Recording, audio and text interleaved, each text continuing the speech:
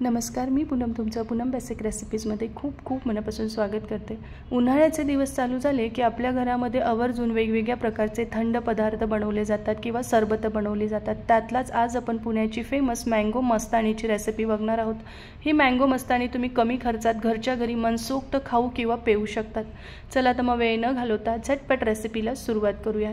तर इथे बघा, मी 2 मोठ्या आकाराचे पिकलेले आंबे घेतले आहे। तर शक्यतो पिकलेले केशरी रंगाचे आंबे घ्या, म्हणजे मँगो मस्तानीला रंग खूप छान येतो। आता हे आंबे स्वच्छ धुवून आपल्याला असे चौकोनी तुकड्यांमध्ये कट करायचे आहे। यातला एक आंबा मी अशा छोट्या तुकड्यांमध्ये कट करून घेणार आहे, जो सजावटीला आपल्याला वापरायचा आहे। आणि राहिलेला आंबा आपण मँगो मिल्कशेकसाठी वापरणार आहोत। तोपर्यंत तुम्हाला एक निवेदन आहे, तुम्ही अजून माझ्या चॅनलला सबस्क्राइब केलं नसेल तर प्लीज नक्की सबस्क्राइब करा आणि बेल आयकॉनवर क्लिक करा। सबस्क्राइब करणं पूर्णपणे फ्री आहे, निशुल्क आहे, तर नक्की माझ्या चॅनलला सबस्क्राइब करा।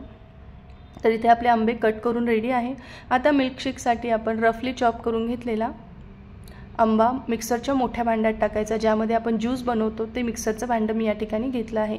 यामध्ये आता 2 मोठे चमचे मी साखर टाकली आहे। आता आंबा कितपत गोड आंबट आहे त्यानुसार साखरेचं प्रमाण आपल्याला कमी जास्त करायचं आहे।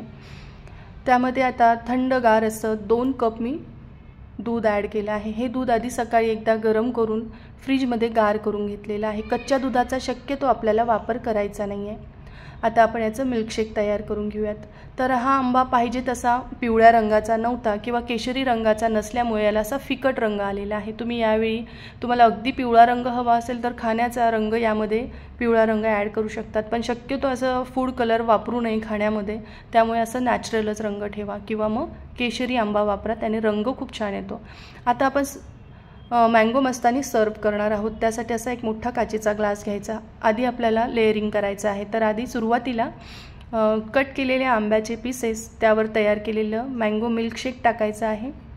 आणि इथे व्हॅनिला आईस्क्रीम मी 1 स्कूप टाकलं आहे, जे अमूलचं 10 रुपयाचं मिळतं आईस्क्रीम, ते मी या ठिकाणी वापरलेलं आहे।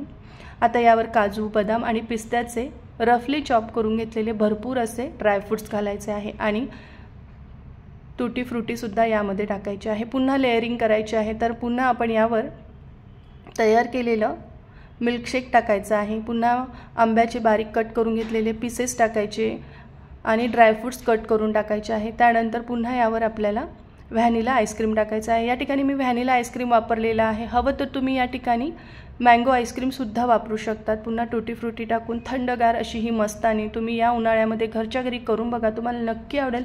आणि रेसिपी आवडली तर कमेंट करायला विसरू नका। असेच नवनवीन रेसिपीसाठी पूनम बेसिक रेसिपीला नक्की सबस्क्राइब करा। माझा हा व्हिडिओ पाहिल्याबद्दल तुमचे मनापासून खूप धन्यवाद।